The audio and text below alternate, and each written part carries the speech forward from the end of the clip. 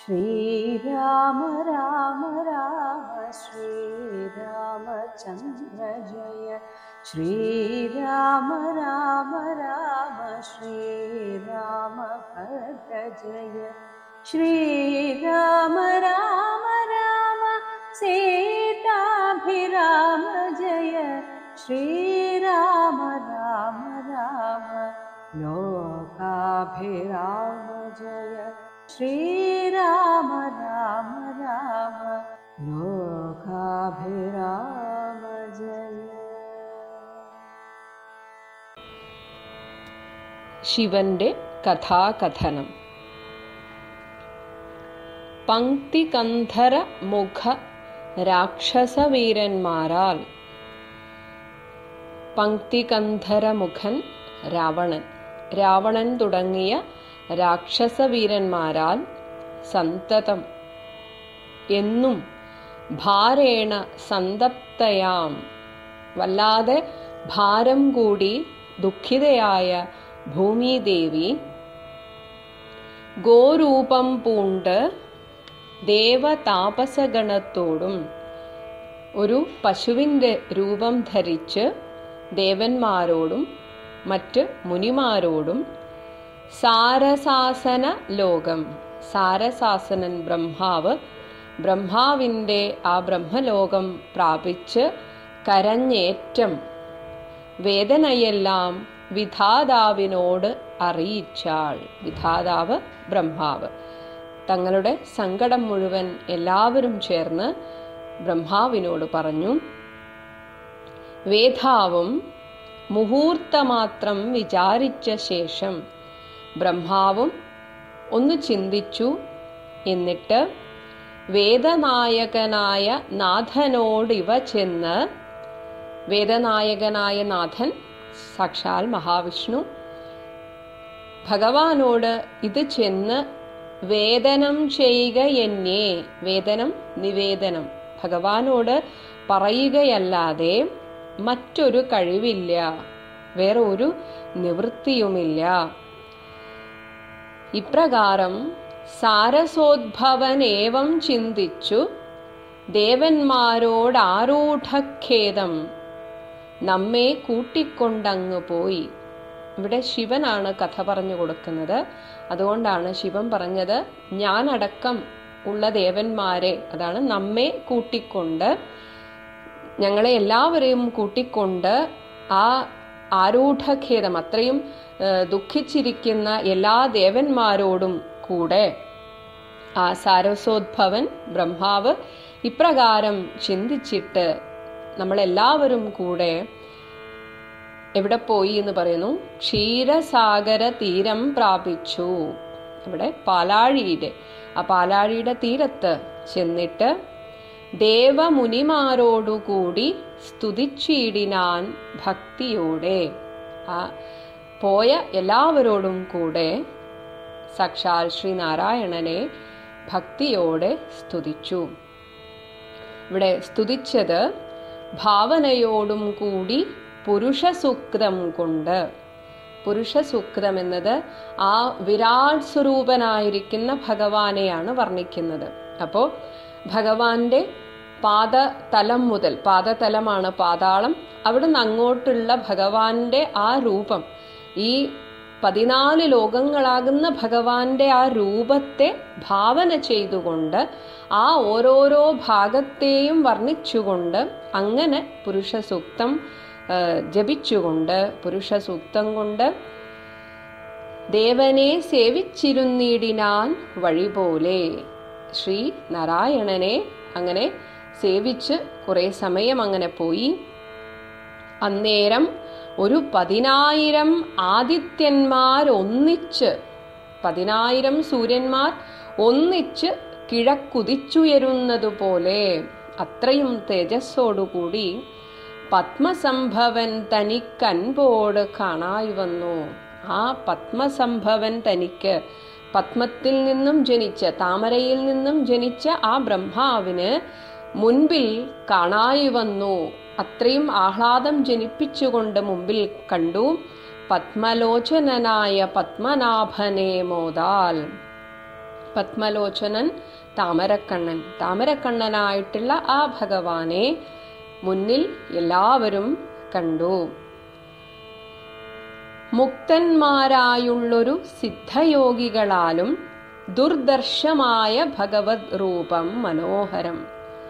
മുക്തരായ സിദ്ധയോഗികൾക്ക് പോലും ചിലപ്പോൾ ദുർദർശമാണ്, എല്ലായ്പ്പോഴൊന്നും ഭഗവാനെ കാണാൻ സാധ്യമല്ല.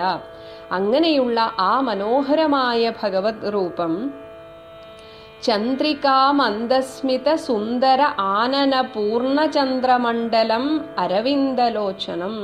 അപ്പൊ ഭഗവാന്റെ മുഖത്തിന്റെ ആ തിളക്കം, ചന്ദ്രിക, നല്ല നിലാവ്, പൂർണ്ണചന്ദ്രന്റെ ആ ഒരു നിലാവ് പോലെയുള്ള മന്ദസ്മിതം, അതിനാൽ സുന്ദരമായ മുഖം, അതിങ്ങനെ പൂർണ്ണചന്ദ്രമണ്ഡലം, പൂർണ്ണനായിട്ടുള്ള ആ തെളിഞ്ഞ ചന്ദ്രനെപ്പോലെ അത്രയും മനോഹരമായിട്ടുള്ള തിളങ്ങുന്ന അരവിന്ദലോചനം, അവിടെ താമരക്കണ്ണ്, നല്ല വിടർന്ന കണ്ണുകളോടും അങ്ങനെയുള്ള ദേവം, ആ ഭഗവാനെ, ഭഗവാന്റെ ശരീരത്തിന്റെ നിറം ഇന്ദ്രനീലാഭം, ഇന്ദ്രനീലക്കല്ലിന് തുല്യമായ ആഭ ശോഭ, അത്രയും ശോഭയോടുകൂടിയ പരമിന്ദിരാമനോഹര മന്ദിര വക്ഷസ്ഥലം, ഭഗവാന്റെ വക്ഷസ്ഥലത്തിൽ, വക്ഷസ്സിലാണ് ദേവി, ഇന്ദിരാദേവി അവിടെ കുടികൊള്ളുന്നത്. അങ്ങനെ ഇന്ദിരാദേവി കുടികൊള്ളുന്ന മനോഹര മന്ദിരം, ദേവിയുടെ മന്ദിരം ഭഗവാന്റെ വക്ഷസ്ഥലമാണ്. അപ്പൊ അത്രയും മനോഹരമായ ആ വക്ഷസ്ഥലം വന്ദ്യം ആനന്ദോദയം, അത് വന്ദിക്കപ്പെടേണ്ടതാണ്, മനസ്സിന് ആനന്ദത്തെ തരുന്നതാണ്. വത്സലാഞ്ചന വത്സം, തന്റെ ഭക്ത വാത്സല്യത്തിന്റെ അഞ്ജനം, ഒരു തെളിവെന്ന പോലെ ആ വക്ഷസ്സിലുള്ള ശ്രീവത്സം. മുൻപ് ഭൃഗുമുനി ഏറ്റവും സാത്വികരായിട്ടുള്ള, സാത്വിക ഗുണം ഈ ത്രിമൂർത്തികളിൽ ആർക്കാണ് എന്ന് പരീക്ഷിക്കാൻ ചെന്ന് ശ്രീ മഹാവിഷ്ണുവിന്റെ ആ ഒരു വക്ഷസ്സിൽ ചവിട്ടിയപ്പോൾ അപ്പോഴും ദേഷ്യപ്പെടാതെ മുനിയോട് അങ്ങയുടെ കാലിന് വേദനിച്ചോ എന്ന് ചോദിച്ചു. അപ്പൊ അങ്ങനെ ഒരു ഭക്തവാത്സല്യം കാണിച്ചതിന്റെ ഒരു അടയാളം എന്ന പോലെ ഭഗവാന്റെ വക്ഷസ്സിലുള്ള ആ വലിയ മറുകാണ് ശ്രീവത്സം. അങ്ങനെയുള്ള ആ ശ്രീവത്സം തിളങ്ങുന്നു. പാദപങ്കജ ഭക്തവത്സലം, ഭക്തന്മാർക്ക്, അത്രയും ഭക്തന്മാരുടെ മനസ്സിൽ എപ്പോഴും തെളിയുന്നത് ഭഗവാന്റെ പാദപങ്കജമാണ്. ആ താമര പോലെയുള്ള ഭഗവാന്റെ ആ പാദാരവിന്ദങ്ങൾ, പാദമാണ്. സമസ്ത ലോകോത്സവം, ഈ ലോകത്തിലെ മുഴുവൻ ഭക്തന്മാർക്കും ഒരു ഉത്സവത്തെ, മനസ്സിന് ആഹ്ലാദത്തെ തരുന്നതാണ് ഉത്സവങ്ങൾ. അപ്പൊ അങ്ങനെ ഒരു ഉത്സവത്തെ ഉണ്ടാക്കുന്ന സത്സേവിതം, സജ്ജനങ്ങളാൽ സേവിക്കപ്പെടുന്ന ഭഗവാന്റെ ആ ഒരു പാദാരവിന്ദങ്ങൾ. മേരുസന്നിഭ കിരീടോദ്യൽ, മേരുസന്നിഭം, സുമേരു പർവ്വതം പോലെ അങ്ങനെ ഉയർന്നു നിൽക്കുന്ന കിരീടം. കുണ്ടല മുക്താഹാര കേയൂര അംഗദ കടക കട്ടിസൂത്രം, കുണ്ടലം ഭഗവാന്റെ കമ്മലുകൾ, മകരമത്സ്യത്തിന്റെ ആകൃതിയിലാണ് ഭഗവാന്റെ കമ്മലുകൾ. അങ്ങനെയുള്ള കമ്മലുകൾ. അതുപോലെ മുക്താഹാരം, മുക്തം മുത്ത്, മുത്തുകൊണ്ടുണ്ടാക്കിയ ഹാരം, മാല. കേയൂരം തോൾവളകൾ, അംഗദം കൈവളകൾ, കടകം കാൽവളകൾ, കാൽത്തളകൾ, കടിസൂത്രം അരഞ്ഞാണം, കടിസൂത്ര വലയം, അങ്ങനെ അരഞ്ഞാണം ഇതൊക്കെ കെട്ടിയിട്ടുണ്ട്. അതുപോലെ അങ്കുലീയകാദ്യഖില വിഭൂഷണം, അങ്കുലീയകം വിരലുകൾ, വിരലിലെ മോതിരം. അപ്പൊ അങ്കുലീയകാദ്യഖില വിഭൂഷണ കളിത കളേബരം, ഇത്രയും മനോഹരമായിട്ടുള്ള എല്ലാ ആടയാഭരണങ്ങളോടും മുത്തുമാലകളും വനമാലയും ഒക്കെ അണിഞ്ഞ ആ സുന്ദരമായ ഭഗവാന്റെ തിരുമേനി കമലാമനോഹരം, ആ ലക്ഷ്മീദേവിയോടും കൂടെ മനോഹരമായിട്ടിരിക്കുന്ന കരുണാകരം ആ ഭഗവാനെ കണ്ടു, പരമാനന്ദം പൂണ്ടു. ഭഗവാനെ നേരിട്ട് ദർശിച്ചപ്പോൾ എല്ലാവർക്കും അത്യധികമായ ആനന്ദത്തെ ഉണ്ടായി.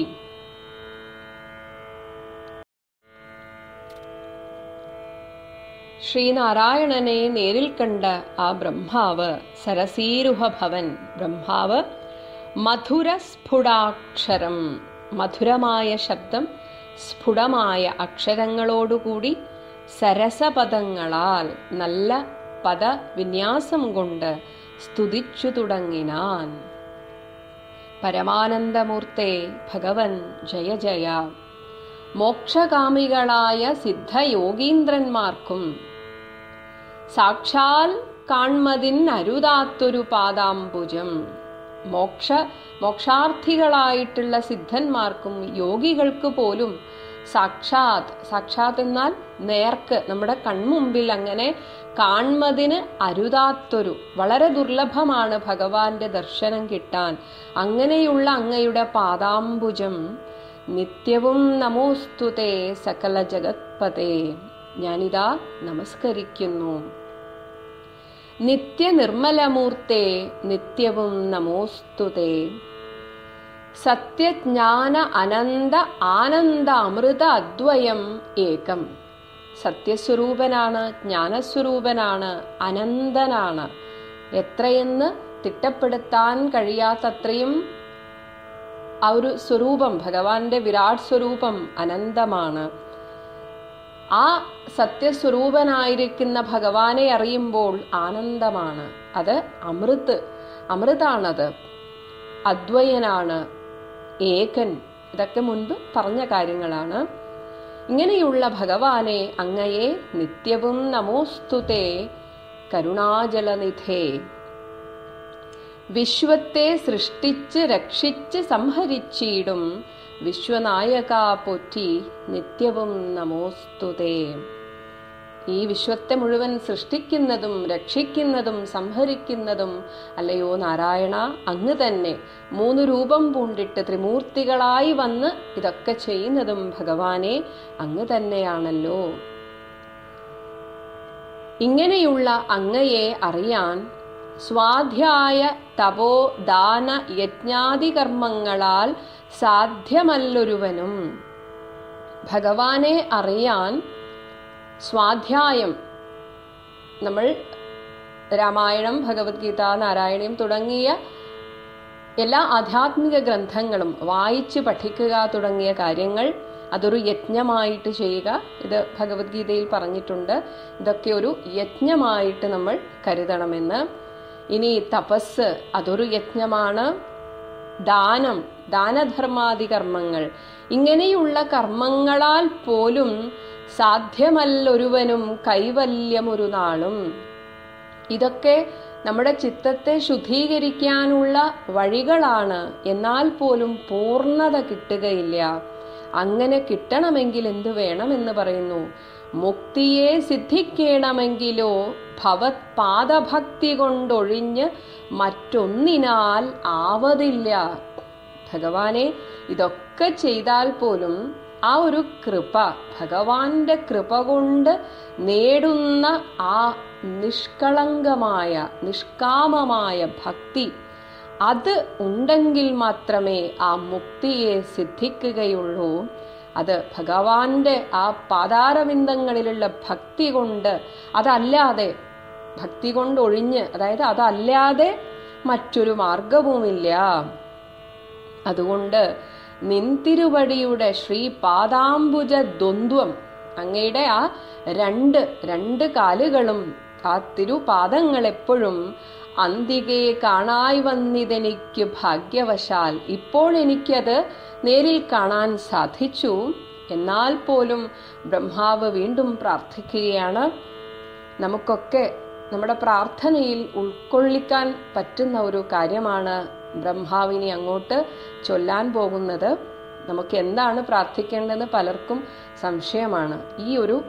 ഇനി വരാൻ പോകുന്ന കുറച്ചു വരികൾ, അത് പ്രാർത്ഥനയ്ക്ക് ഏറ്റവും ഉചിതമാണ്. സത്വചിത്തന്മാരായ താപസശ്രേഷ്ഠന്മാരാൽ, ഒരു സാത്വികരായിട്ടുള്ള താപസശ്രേഷ്ഠന്മാരാൽ നിത്യവും ഭക്ത്യാ ബുദ്ധ്യാ ധരിക്കപ്പെട്ടോരു നിൻ. എപ്പോഴും അവരുടെ മനസ്സിൽ, അവരുടെ ബുദ്ധി കൊണ്ടും ഒക്കെ അവർ ഉള്ളിൽ ധരിക്കുന്ന, അല്ലയോ ഭഗവാനെ, അങ്ങയുടെ ആ പാദപങ്കജങ്ങളിൽ ഭക്തി സംഭവിക്കണം. അപ്പോൾ ഭക്തി വരാൻ ഭഗവാൻ തന്നെ അനുഗ്രഹിക്കണം. അതിനാണ് ഇങ്ങനൊരു പ്രാർത്ഥന. ചേതസി സദാകാലം, അങ്ങനെ ഒരിക്കൽ മാത്രം അങ്ങനെ ഒരു ദർശനം അല്ലെങ്കിൽ മനസ്സിൽ ധരിച്ചാൽ പോരാ, സദാകാലം. അല്ലയോ ഭക്തവത്സല പോറ്റി, അതെൻ്റെ ഉള്ളിൽ എപ്പോഴും ഇങ്ങനെ ഭഗവാന്റെ ആ പാദകമലങ്ങൾ ഇങ്ങനെ തെളിഞ്ഞു കാണണം. ഇത് എന്തിനും കൂടെയാണെന്ന് പറയുന്നു. സംസാര ആമയ പരിതപ്ത മാനസന്മാരാം പുംസാം. സംസാരം, ഈ ലോക ജീവിതം തന്നെ ഒരു ആമയമാണ്, ദുഃഖമാണ്, ഒരു രോഗമാണ്. ആ രോഗത്താൽ പരിതപ്ത മാനസന്മാർ, അത്രയും ദുഃഖിതരായിട്ടുള്ള ആ മനുഷ്യർക്ക് സന്തോഷമൊക്കെ താൽക്കാലികമാണ്. ദുഃഖങ്ങൾക്കിടയിലുള്ള ചെറിയൊരു ഇടവേളയാണ് സന്തോഷം. പക്ഷെ നമ്മൾ ആ സന്തോഷത്തെ മാത്രം എടുത്ത് നമ്മൾ ചിന്തിക്കുന്നത് കൊണ്ടാണ് നമുക്ക് എപ്പോഴും സന്തോഷമാണെന്നൊക്കെ തോന്നുന്നത്. യഥാർത്ഥത്തിൽ ഈ ലോക ജീവിതം ദുഃഖകരമാണ്. അങ്ങനെയുള്ള ആ ലോക ദുഃഖം, ലോകം തന്നെ ഒരു രോഗമായിരിക്കുന്ന അതിനാൽ പരിതപ്തമായ മനസ്സോടുകൂടിയ പുംസാം നരന്മാർക്ക് ത്വദ്ഭക്തി ഒഴിഞ്ഞില്ല ഭേഷജമേതും. ഭേഷജം ഔഷധം. ഭഗവാനിലുള്ള ഭക്തിയല്ലാതെ മറ്റൊരു ഔഷധവും ഇല്ല. കാരണം ഭഗവാനിലുള്ള ഭക്തിയിൽ അങ്ങനെ ഇരിക്കുന്ന സമയത്ത് നമ്മുടെ ഒരു ശരീരത്തിന് എന്തെങ്കിലും ഓപ്പറേഷൻ ചെയ്യാൻ, വേദന അറിയാതിരിക്കാൻ അനസ്തീഷ്യ കൊടുക്കും. അങ്ങനെ ശരീരം മുഴുവൻ മരവിക്കുന്നത് കൊണ്ട് ശരീരം എങ്ങനെയൊക്കെ കീറി മുറിച്ചാലും ആ വേദന അറിയില്ല. ഇതുപോലെ നമ്മുടെ മനസ്സിന് കൊടുക്കുന്ന അനസ്തീഷ്യയാണ് ഭക്തി. ആ ഭക്തിയാകുന്ന അനസ്തീഷ്യ നമ്മുടെ മനസ്സിലുണ്ടെങ്കിൽ ഈ ലോകത്തിലുള്ള ഒരു ദുഃഖവും നമ്മെ ബാധിക്കുകയില്ല. അതുകൊണ്ടാണ് പറഞ്ഞത്, അങ്ങയിലുള്ള ഭക്തി ഒഴിഞ്ഞില്ല ഭേഷജമേതും. വേറൊരു ഔഷധവും ഇതിന് പകരമാവില്ല. മാത്രമല്ല, ഇവിടെ ബ്രഹ്മാവ് പറയുകയാണ്, മരണമോർത്തു മമ മനസ്സി പരിതാപം. ബ്രഹ്മാവിന്റെ ആയുസ് എന്ന് പറയുന്നത് എത്രയോ കോടി വർഷങ്ങളാണ്. ബ്രഹ്മാവിന്റെ 100 വയസ്സാണ് ബ്രഹ്മാവിന്റെ ആയുസ്. അപ്പോ ആ ആയുസ്സിൽ എത്തുമ്പോഴുള്ള മരണമോർത്തിട്ട് മമ മനസ്സി പരിതാപം, അതുപോലും ബ്രഹ്മാവിനെ ദുഃഖിപ്പിക്കുന്നു എന്നാണ് പറയുന്നത്. പക്ഷെ ഇതൊക്കെ നമുക്ക് വേണ്ടിയുള്ള പ്രാർത്ഥനയാണ്. അപ്പോ മരണസമയത്ത്, അതാണ് മരണമോർത്ത് മമ മനസ്സി പരിതാപം കരുണാമൃതനിധേ പെരികെ വളരുന്നു. എന്തൊക്കെ ജീവിതത്തിൽ നേടുമ്പോഴും അപ്പോഴും മനസ്സിലൊരു ദുഃഖം, ഞാൻ ഈ ലോകം വിട്ടു പോകുമല്ലോ. അപ്പൊ ആ മരണസമയത്തെ കുറിച്ചുള്ള ദുഃഖം എന്നിൽ ഇങ്ങനെ വളർന്നുകൊണ്ടേയിരിക്കുന്നു ഭഗവാനെ. അതുകൊണ്ട് മരണകാലേ തവ തരുണ അരുണ സമചരണ സരസിജ സ്മരണ. എൻ്റെ ആ മരണകാലത്ത് ആ എഴുത്തച്ഛൻ്റെ ആ ഒരു വാക്കുകളുടെ ഘടന കൂടെയാണ് നമ്മൾ ഇവിടെ അറിയേണ്ടത്. മരണകാലേ തരുണാരുണ സമചരണ സരസിജ സ്മരണ. എന്ത് സുന്ദരമാണ്. തരുണ അരുണം. തരുണം എന്നാൽ എന്നും ഒരേപോലെ നിൽക്കുന്ന, അങ്ങയുടെ അരുണ സമം, ആ ഒരു ഇളം ചെമപ്പിന് തുല്യമായിട്ടുള്ള ചരണ സരസിജം, പാദ കമലം, അങ്ങയുടെ താമര പോലെയുള്ള അങ്ങയുടെ പാദം, അതിനെക്കുറിച്ചുള്ള സ്മരണയുണ്ടാവാനായി ആ മരണകാലത്ത് ഭഗവാന്റെ ആ പാദകമലം എൻ്റെ മനസ്സിൽ തെളിയുവാൻ തരിക വരം നാഥ. ഭഗവാനെ, എനിക്ക് വരം തരൂ. കരുണാകര പോറ്റി, ശരണം ദേവ, രമാരമണ, രമയുടെ വല്ലഭൻ, ശ്രീ ലക്ഷ്മിയുടെ വല്ലഭൻ, ധരാപതേ, ധര ഭൂമി, ഭൂമിയുടെയും പതിയാണ് ഭഗവാൻ. പരമാനന്ദമൂർത്തേ ഭഗവൻ ജയ ജയ, പരമാത്മൻ പരബ്രഹ്മാഖ്യാ ജയ, പരചിന്മയ പരാപര പത്മാക്ഷാ ജയ, വരദാ നാരായണ വൈകുണ്ഠ ജയ ജയ. ഇതാണ് നമുക്ക് എന്നും പ്രാർത്ഥിക്കാൻ പറ്റുന്ന ഒരു പ്രാർത്ഥനയാണിത്. കാരണം നമ്മുടെ മരണകാലത്തുള്ള നമ്മുടെ സ്മരണയാണ് അടുത്ത ജന്മത്തിന് കാരണമായി തീരുന്നത്. അടുത്ത ജന്മത്തെ ശരിക്കും സ്വാധീനിക്കുന്നത് നമ്മുടെ ആ മരണകാലത്തെ ആ ഒരു സ്മരണയാണ്, ഓർമ്മയാണെന്ന് പറയുന്നു. അപ്പൊ ആ സമയത്ത് ഭഗവത് പാദങ്ങൾ മനസ്സിൽ വരണമെങ്കിൽ അതാദ്യമേ നമ്മുടെ മനസ്സിൽ അങ്ങനെ ഉറയ്ക്കണം. അല്ലാതെ അന്നൊരു ദിവസം ഒന്നും നമ്മുടെ മനസ്സിൽ വരില്ല. അതുവരെ മക്കളും ഭാര്യ ഭർത്താവ് കുട്ടി അങ്ങനെയുള്ള ചിന്തകളാണ് ഉള്ളതെങ്കിൽ മരണസമയത്തും അവരെക്കുറിച്ച് ചിന്തിക്കുള്ളൂ. അതുകൊണ്ട് ആദ്യമേ തന്നെ നമ്മുടെ മനസ്സിൽ ഭഗവാന്റെ ആ പാതാരവിന്ദങ്ങൾ അങ്ങനെ ഉറപ്പിക്കണം. അതിനും ഭഗവാന്റെ ആ കാരുണ്യം വേണം. അതിനു വേണ്ടിയായിരിക്കണം നമ്മുടെ പ്രാർത്ഥന. അതാണ് ഇവിടെ ബ്രഹ്മാവ് പ്രാർത്ഥിച്ചത്. ചതുരാനനൻ ഇതി സ്തുതി ചെയ്തോരു നേരം, മധുരതരം അതിവിശതസ്മിതപൂർവം. അപ്പോ ഭഗവാൻ ചെറിയൊരു മന്ദഹാസത്തോടുകൂടെ അരുളി ചെയ്തു. ആ ബ്രഹ്മാവിനോട് ഇങ്ങനെ ചോദിക്കുകയാണ്, നാഥൻ എന്തിപ്പോഴെല്ലാവരും, അരുളി ചെയ്തു നാഥൻ, ആ ഭഗവാൻ ഇപ്രകാരം ആ ചതുരാനനോട്, ചതുരാനനൻ ബ്രഹ്മാവിനോട് ഇപ്രകാരം ചോദിക്കുകയാണ്, എന്തിപ്പോഴെല്ലാവരും ഒരുമിച്ച് എന്നെ കാണായ്മാൻ ഇവിടെ കുഴറ്റോടെ. ഇത്ര ഒരു പരിഭ്രമത്തോടുകൂടെ എല്ലാവരും എന്തു പറ്റി ഇങ്ങനെ എന്നെ കാണാൻ വരാൻ?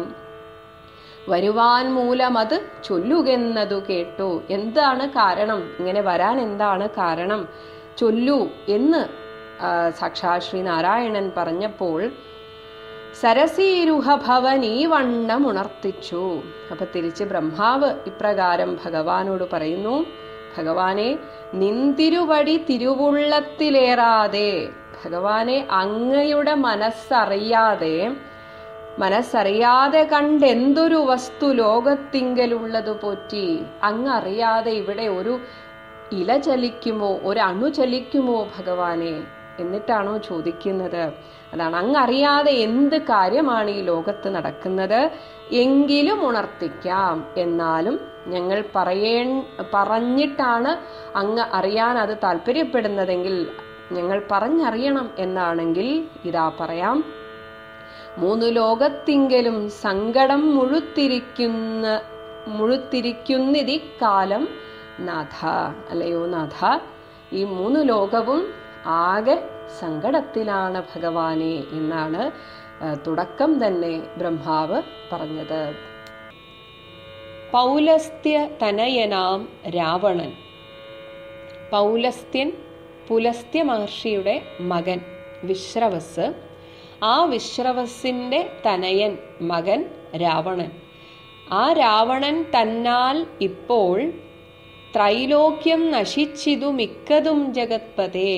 ഭഗവാനെ, ഈ 3 ലോകവും ഏകദേശം നശിച്ചതുപോലെയായി. എന്നാൽ ഇതിനൊക്കെ കാരണം ബ്രഹ്മാവ് പറയുകയാണ്, മദ്ദത്ത വരബലദർപ്പിതനായിട്ട്. എന്ത് ചെയ്യാനാണ്? ഞാൻ തന്നെയാണ് അവന് വരം കൊടുത്തത്. ഇപ്പൊ കഠിനമായ തപസ് അനുഷ്ഠിച്ച് ഓരോരോ വരം ചോദിക്കുമ്പോൾ കൊടുക്കാതിരിക്കാനും സാധിക്കുന്നില്ല. അങ്ങനെ ബ്രഹ്മാവ് തന്നെ കൊടുത്ത വരത്താൽ, അതിൻ്റെ ആ വരബലത്താൽ ദർപ്പിതനായിട്ട്, അഹങ്കാരിയായിട്ട്, അതിനിർദയം, പിന്നീട് യാതൊരു വിധത്തിലുള്ള കാരുണ്യവും കാണിക്കാതെ, ദയയും കാണിക്കാതെ നിർദയം മുടിക്കുന്നു വിശ്വത്തെയെല്ലാം. അയ്യോ, എന്ത് ചെയ്യാനാണ്? ഞാൻ കൊടുത്ത വരം കാരണം ആ രാവണൻ അഹങ്കാരിയായിട്ട് ഇപ്പോഴിതാ ഈ ലോകം മുഴുവൻ നശിപ്പിക്കുന്നത് കാണേണ്ടി വരുന്ന ഒരു നിസ്സഹായ അവസ്ഥയിലാണ് ഞാനിപ്പോഴുള്ളത്. ലോകപാലന്മാരെയും തച്ചാട്ടിക്കളഞ്ഞവൻ.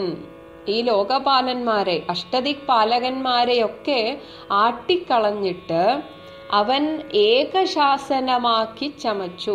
അവൻ ഒരാൾ ഈ ലോകത്തിന്റെ, ഈ 3 ലോകത്തിന്റെയും, ഭൂമി, പാതാളം, സ്വർഗം, ഇതിന്റെയൊക്കെ തന്നെ ഏകശാസനം, ഏകാധിപതിയായിട്ട് അങ്ങനെ ഈ ലോകമൊക്കെ അവൻ അങ്ങനെ വാഴുകയാണ്. ഏകശാസനമാക്കി ചമച്ചു, അങ്ങനെ ആക്കി തീർത്തു ഈ ലോകമെല്ലാം.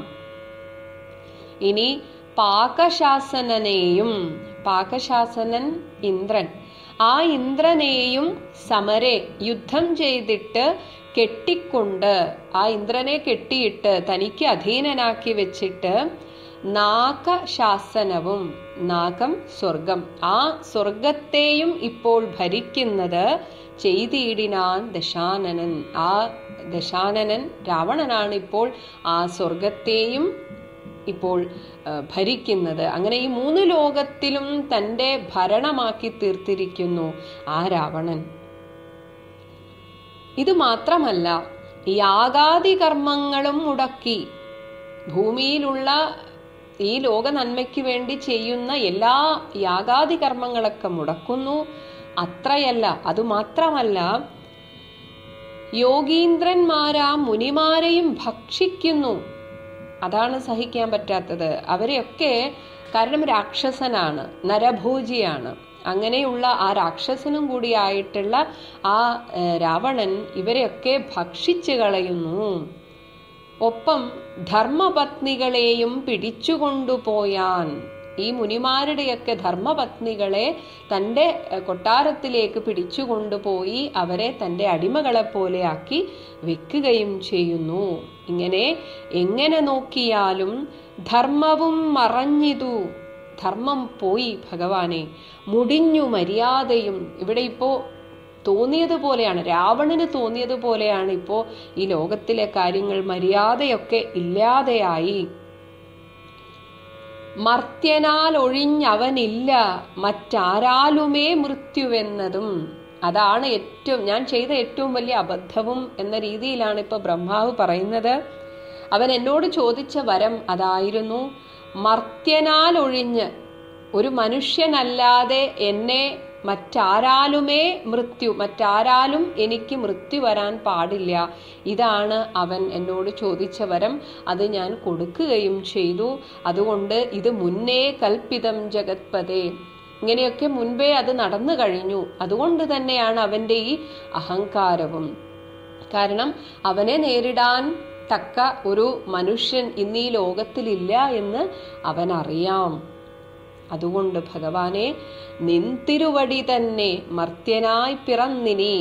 അതുകൊണ്ട് അങ്ങ് തന്നെ ഒരു മനുഷ്യനായി പിറക്കുകയല്ലാതെ വേറെ വഴിയില്ല. എന്നിട്ട് പങ്ക്തി കന്ധരൻ തന്നെ കൊല്ലണം ദയാനിധേ.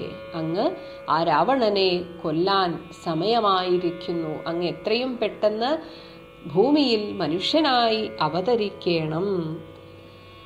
സന്തതം നമസ്കാരം അതിന് മധുരിപോ. മധു എന്ന രാക്ഷസനെ കൊന്ന മധുവിന്റെ ശത്രുവായിട്ടുള്ള അല്ലയോ ഭഗവാനെ, അതിനൊരു പ്രത്യേകമായിട്ട് ഞാൻ അങ്ങയോട് അഭ്യർത്ഥിക്കുന്നു എന്ന രീതിയിലാണ് പറയുന്നത്. ഞാൻ അങ്ങയെ നമസ്കരിക്കുന്നു. ചെന്തളിരടിയിണ ചിന്തിക്കായി വരേണമേ. എനിക്ക് അവിടുത്തെ ആ ഒരു പാദകമലം എപ്പോഴും എൻ്റെ മനസ്സിൽ ഇങ്ങനെ വരണം. അത് മാത്രമാണ് ഞങ്ങൾക്ക് ആകെ ഒരു ആശ്വാസം. പത്മസംഭവൻ യുദ്ധമുണർത്തിച്ചത് നേരം പത്മലോചനൻ ചിരിച്ചരുളിച്ചെയ്താൻ ഏവം. അപ്പൊ ഇങ്ങനെ പത്മസംഭവൻ, ആ പത്മത്തിൽ നിന്ന്, താമരയിൽ നിന്നും ജനിച്ചവനായ ബ്രഹ്മാവ് ഇപ്രകാരം ഉണർത്തിച്ചത് കേട്ടിട്ട് പത്മലോചനൻ, താമരക്കണ്ണനായിട്ടുള്ള ഭഗവാൻ ചിരിച്ചരുളിച്ചെയ്താൻ ഏവം. ഇവിടെ ഭഗവാന്റെ ആ മന്ദഹാസത്തിന് പുറകിൽ ഞാൻ എല്ലാം അറിഞ്ഞിരിക്കുന്നു, ഞാൻ ഇതിനു വേണ്ടിയുള്ള കാര്യങ്ങൾ മനസ്സുകൊണ്ട് സങ്കല്പിച്ചിരിക്കുകയാണ് എന്ന ആ ഒരു അർത്ഥമാണ് ആ ചിരിക്ക് പിന്നിൽ. അങ്ങനെ ഭഗവാൻ പറയുന്നു, ചിത്തശുദ്ധിയോടെന്നെ സേവിച്ചു ചിരകാലം. മനസ്സിന്റെ ശുദ്ധിയോടുകൂടെ എന്നെ ചിരകാലം വളരെ കാലം സേവിച്ചു. പുത്രലാഭാർത്ഥം പുരാ, പണ്ട് ആ കശ്യപ പ്രജാപതി അവരുടെ മകനായി ഞാൻ ജനിക്കണം എന്ന ആ ഒരു ആഗ്രഹത്തോടെ പുത്രലാഭാർത്ഥം അവരെന്നെ വളരെ കാലം ചിത്തശുദ്ധിയോടെ സേവിച്ചു. അപ്പൊ ഇങ്ങനെയുള്ള വാക്കുകളൊക്കെ പറയുന്നത് ഭഗവാനെ സേവിക്കാൻ, അല്ലെങ്കിൽ അങ്ങനെ സേവിച്ച് നമുക്ക് കാര്യം നടക്കണമെങ്കിൽ ചിത്തശുദ്ധിയോടെ പ്രാർത്ഥിക്കണം. ഇവിടെ ഭഗവാൻ മകനായി ജനിക്കുക എന്നത് അതൊരു അനുഗ്രഹമുള്ള കാര്യമാണ്. അതുകൊണ്ട് തന്നെ അത് മറ്റുള്ള ആഗ്രഹങ്ങൾ പോലെയല്ല. അതേസമയം മറ്റുള്ള ലൗകികമായ ആഗ്രഹങ്ങൾ നമ്മുടെ ചിത്തത്തെ അശുദ്ധമാക്കുകയാണ് ചെയ്യുക. അപ്പോൾ ചിത്തശുദ്ധിയോടെ, അവിടെ മറ്റ് അർത്ഥവും എടുക്കാം, അസൂയ, അതുപോലെ ദുരാഗ്രഹങ്ങൾ, മറ്റുള്ളവരെ കുറ്റം പറയുക, ഇങ്ങനെയുള്ള യാതൊരുവിധ ദുർഗുണങ്ങളും ഇല്ലാത്ത മനസ്സോടെ എന്നും എടുക്കാം. അപ്പൊ ഇങ്ങനെയുള്ള ചിത്തശുദ്ധിയോടെ വേണം ഭഗവാനെ ഭജിക്കാൻ. അങ്ങനെ ഭജിച്ച കശ്യപ പ്രജാപതിക്ക് ദത്തമായതു വരം, ഞാൻ ഒരു വരം കൊടുത്തിരുന്നു. സുപ്രസന്നേനമയ, എന്നാൽ, ബൈ മീ എന്നർത്ഥമാണ്. എന്നാൽ അങ്ങനെ ഒരു വരം കൊടുത്തിരുന്നു. സുപ്രസന്നേന, പ്രസന്നനായ എന്നാൽ അങ്ങനെ ഒരു വരം കൊടുക്കപ്പെട്ടു. തത് വച സത്യം, ഇതൊക്കെ സംസ്കൃത വാക്കുകളാണ്. ആ വാക്കുകൾ സത്യം, കർത്തും അങ്ങനെ ചെയ്യുവാൻ, അങ്ങനെ ആക്കി തീർക്കുവാൻ, ആ കശ്യപ പ്രജാപതിക്ക് കൊടുത്ത വാക്ക് സത്യമാക്കി തീർക്കുവാൻ, ഉദ്യോഗം അദ്യയേവ മേ, ഉദ്യോഗം ഞാനിതാ അതിനു വേണ്ടിയുള്ള ഒരുക്കത്തിലാണ്. ഞാൻ അങ്ങനെ മനസ്സുകൊണ്ട് സങ്കല്പിച്ചു കഴിഞ്ഞു. ആ ഒരു കൊടുത്ത വരം അത് സാധ്യമാക്കുവാൻ ഞാൻ മനസ്സുകൊണ്ട് ഒരുങ്ങിക്കഴിഞ്ഞു. അദ്യയേവ, ഇതാ ഇന്ന് തന്നെ, അദ്യയേവ മേ, ഞാൻ അതിനുവേണ്ടി മനസ്സുകൊണ്ട് ഒരുങ്ങിക്കഴിഞ്ഞിരിക്കുകയാണ്. കശ്യപൻ ദശരഥ നാംന, എന്നെ പ്രാർത്ഥിച്ച ആ കശ്യപ പ്രജാപതി തന്നെയാണ് ഇപ്പോൾ ദശരഥൻ എന്ന പേരുള്ള രാജന്യേന്ദ്രനായി, അന്യ ഇന്ദ്രനായി, മറ്റൊരു ഇന്ദ്രനെ പോലെ, സ്വർഗത്തിൽ എങ്ങനെ ഇന്ദ്രനോ അതുപോലെ ഇപ്പോൾ ഭൂമിയിലെ ഇന്ദ്രനെ പോലെ അത്രയും നന്നായിട്ട് ആ ഒരു രാജ്യം ഭരിക്കുന്ന, ഒരു സ്വർഗതുല്യമാക്കി ആ ഒരു രാജ്യത്തെ ആക്കി തീർത്തിരിക്കുന്നു ആ ദശരഥൻ. അതാണ് രാജന്യേന്ദ്രനായി എന്ന് പറഞ്ഞത്. ഇങ്ങനെ കാശ്യപീതലേ, കാശ്യപി ഭൂമിതലേ ഇപ്പോൾ തിഷ്ഠത്യധുന, ഇപ്പോൾ അധുന എന്നാൽ ഇപ്പോൾ, അധുനാ തിഷ്ഠതി, ഇപ്പോൾ ഇങ്ങനെ രാജ്യം ഭരിച്ചുകൊണ്ടിരിക്കുന്നു വിധാതാവേ, അല്ലയോ ബ്രഹ്മാവേ. ഇനി തസ്യ വല്ലഭയാകും അതിഥി, തസ്യ ആ കശ്യപ പ്രജാപതിയുടെ വല്ലഭ ഭാര്യയായിട്ടുള്ള അതിഥി ദേവി ഇപ്പോൾ കൗസല്യയുമായിട്ടിരിക്കുന്നു. അതുകൊണ്ട് തന്നെ തസ്യാം ആത്മജനായി, ആ കൗസല്യാദേവിയുടെയും ദശരഥന്റെയും മകനായിട്ട് വന്ന് ഞാൻ ജനിച്ചിടും, ഞാൻ ജനിക്കും എന്ന് ഞാൻ തീരുമാനിച്ചു കഴിഞ്ഞിരിക്കുന്നു. സഹോദരന്മാരായി 3 പേരുണ്ടായി വരും. എനിക്ക് 3 സഹോദരന്മാരും ഉണ്ടാകും. ഒപ്പം ചിത് സ്വരൂപിണി, ചിത്തായിട്ടിരിക്കുന്ന, പ്രകാശമായിരിക്കുന്ന, പ്രകാശസ്വരൂപിണിയായ മമ ശക്തിയാം വിശ്വേശ്വരി, എൻ്റെ തന്നെ ശക്തിയായിട്ടിരിക്കുന്ന ആ വിശ്വത്തിൻ്റെ ഈശ്വരി, ഈ ലോകജനനി യോഗമായാദേവി, ആ മായാദേവി ജനകാലയെ വന്ന് ആ ജനകരാജാവിന്റെ കൊട്ടാരത്തിൽ കീകസാത്മജ കുലനാശകാരിണിയായി,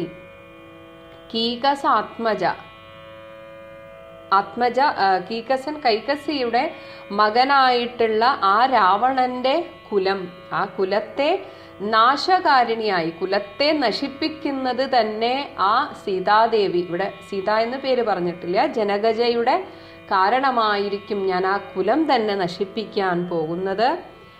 അങ്ങനെയുള്ള ആ ദേവി മേദിനി തന്നിൽ അയോനിജയായി ഉണ്ടായി വരും.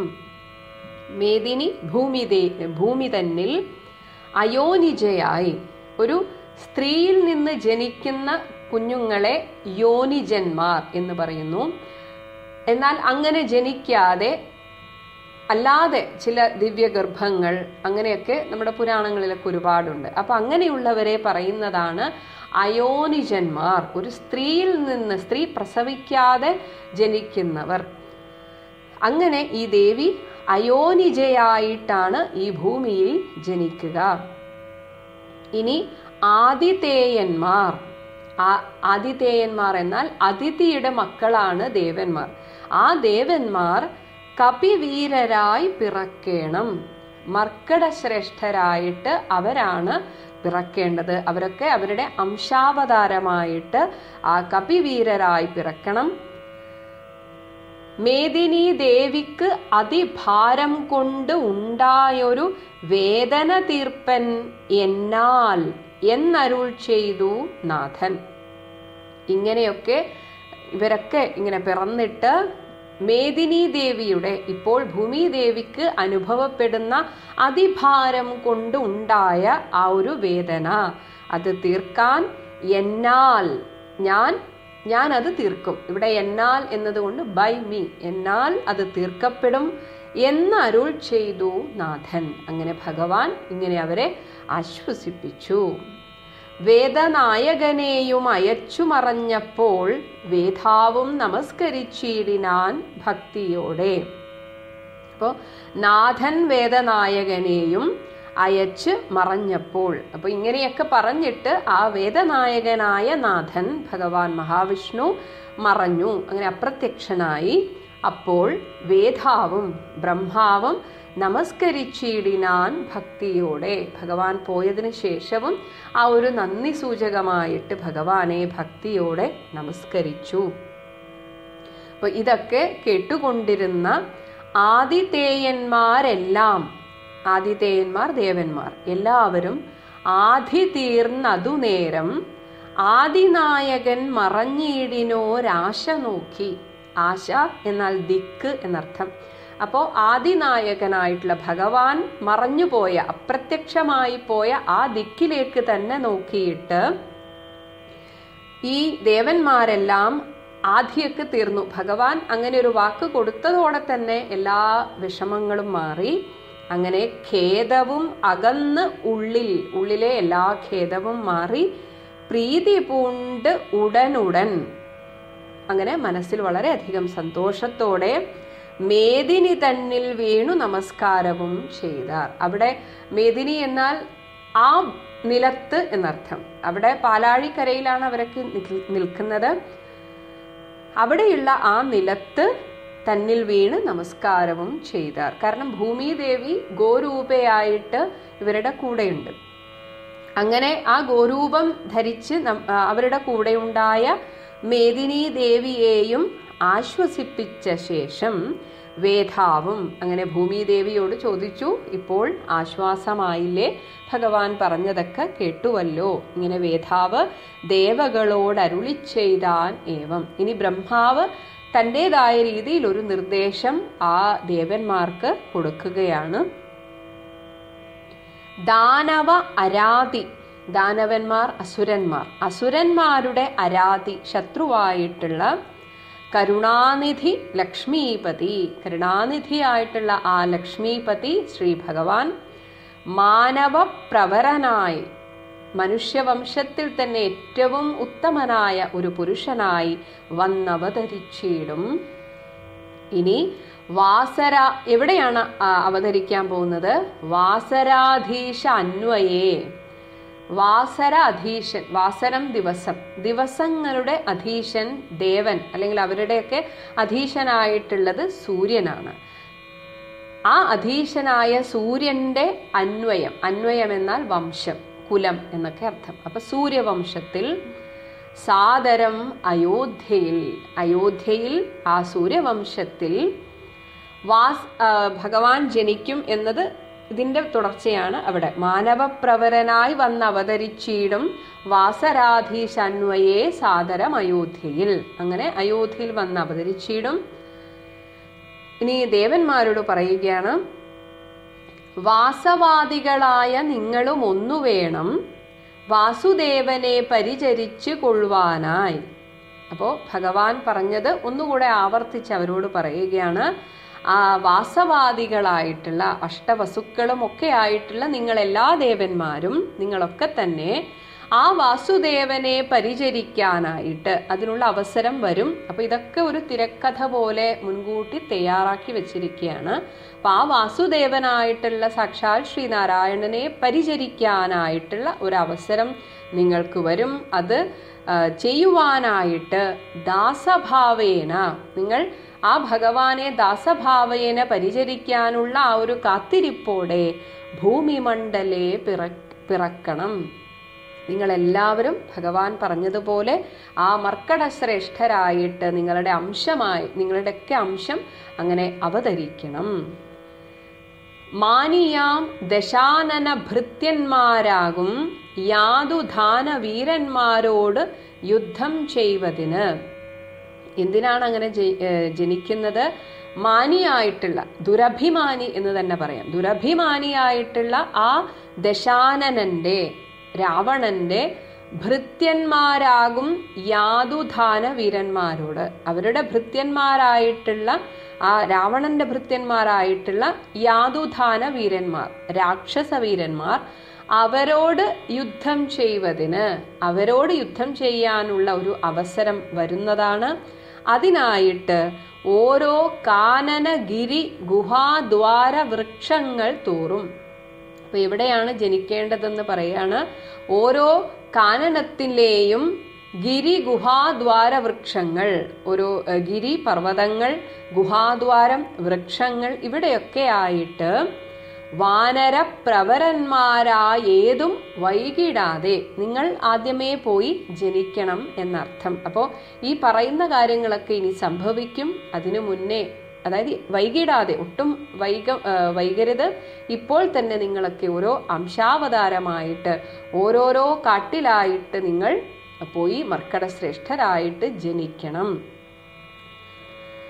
സുത്രാമാദികളോട് പത്മസംഭവൻ നിജ ഭർത്തൃശാസനം അരുൾ ചെയ്തുടൻ കൃതാർത്ഥനായി. ഇങ്ങനെ സുത്രാമാദികളോട്, ആ ഇന്ദ്രൻ തുടങ്ങിയ ദേവന്മാരോട് പത്മസംഭവനായിട്ടുള്ള ബ്രഹ്മാവ് നിജഭർത്തൃശാസനം, നിജഭർത്തൃ എന്ന് വെച്ചാൽ തൻ്റെ ഭർത്താവ്, തൻ്റെയും സംരക്ഷകൻ ഈശനായിട്ടുള്ള ആ മഹാവിഷ്ണു പറഞ്ഞ ശാസനം, ആ ഒരു നിർദ്ദേശം ഈ ദേവന്മാരോട് അരുൾ ചെയ്തുടൻ കൃതാർത്ഥനായി. താൻ ചെയ്ത കാര്യങ്ങൾ, കൃതം എന്ന് വെച്ചാൽ ചെയ്യുക, അങ്ങനെ ചെയ്യുമ്പോൾ മനസ്സിനുണ്ടാവുന്ന തൃപ്തി, അതാണ് കൃതാർത്ഥത. അങ്ങനെ പറയേണ്ട കാര്യങ്ങളൊക്കെ ബ്രഹ്മാവ് പറഞ്ഞു കഴിഞ്ഞപ്പോൾ കൃതാർത്ഥനായിട്ട് പിന്നീട് സത്യലോകവും പുക്കു. തിരിച്ച് ബ്രഹ്മാവ് തൻ്റെ സത്യലോകത്തിലേക്ക് പോയി.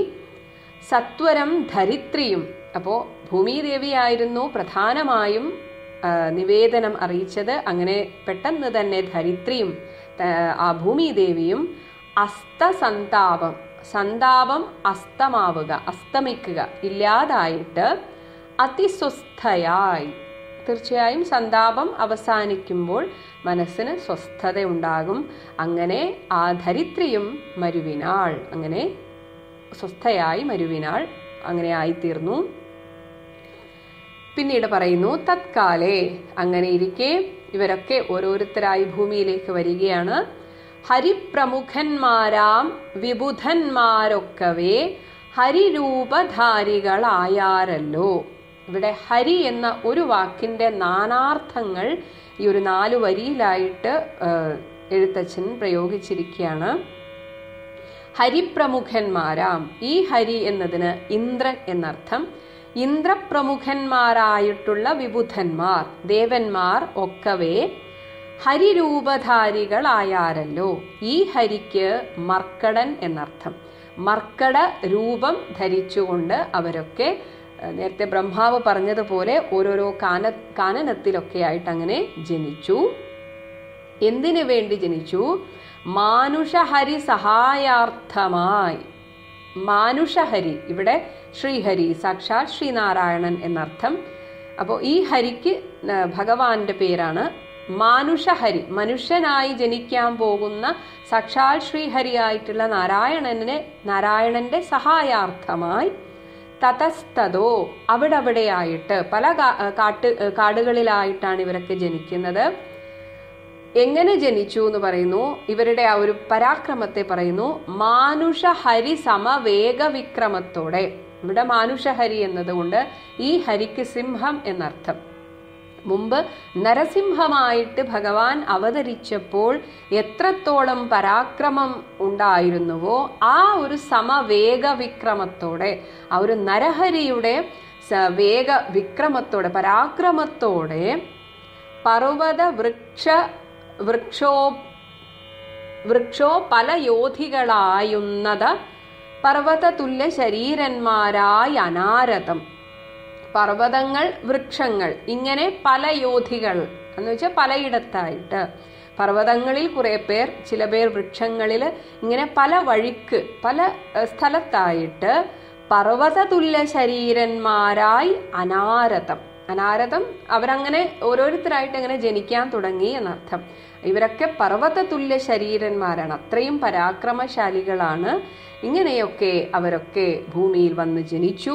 ജനിച്ചതിന് ശേഷം ഈശ്വരം പ്രതീക്ഷമാണന്മാരായി, അങ്ങനെ തങ്ങളുടെ നാഥനായിട്ടുള്ള ദേവനായിട്ടുള്ള ആ സാക്ഷാൽ ശ്രീഹരിയെ, ഈശ്വരം, ആ ശ്രീഹരിയെ പ്രതീക്ഷിച്ചുകൊണ്ട്, അതാണ് പ്രതീക്ഷമാണന്മാരായി പ്ലവക വൃന്ദേശ്വരന്മാരും ആ കവിശ്രേഷ്ഠന്മാരൊക്കെ തന്നെ ആ ഭഗവാന്റെ ആഗമനം പ്രതീക്ഷിച്ചുകൊണ്ട് ഭൂവി സുഖിച്ചുവാണാരല്ലോ. അങ്ങനെ തങ്ങളുടേതായ രീതിയിൽ അങ്ങനെ സുഖിച്ച് അവരൊക്കെ കാടുകളിൽ കഴിഞ്ഞുകൊണ്ടിരിക്കുകയാണ്. പുത്രലാഭാലോചന.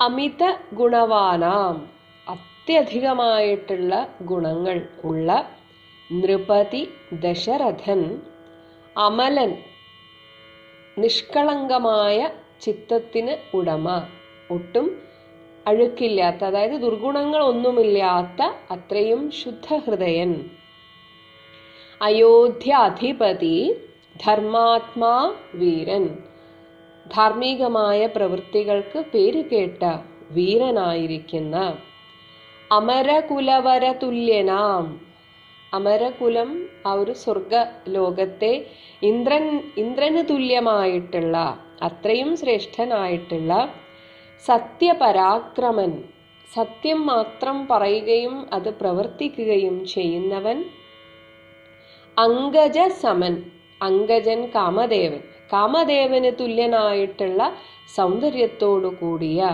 കരുണാരത്നാകരൻ, കരുണയ്ക്ക് മറ്റൊരു പേര് കേട്ടവൻ എന്നതുപോലെ അത്രയും കാരുണ്യത്തോടെ എല്ലാവരെയും സംരക്ഷിക്കുന്നവൻ. ഇങ്ങനെയുള്ള ആ ദശരഥ മഹാരാജാവ് കൗസല്യാദേവിയോടും ഭർതൃശുശ്രൂഷയ്ക്കേറ്റം കൗശല്യമേറിയിടും കൈകേയിയും, ഇവിടെ കൈകേയിക്ക് ഒരു പ്രത്യേക ഒരു വിശേഷണം കൊടുത്തിരിക്കുന്നു. ഭർതൃശുശ്രൂഷയ്ക്ക് അത്രയും കൗശല്യം, അതുകൊണ്ടാണ് ആ ഒരു കൗശല്യം ഉള്ളത് കൊണ്ടാണ് കൈകേയിയോട് ദശരഥന് ഇഷ്ടം കൂടുതലായിട്ട് ഉണ്ടായത്.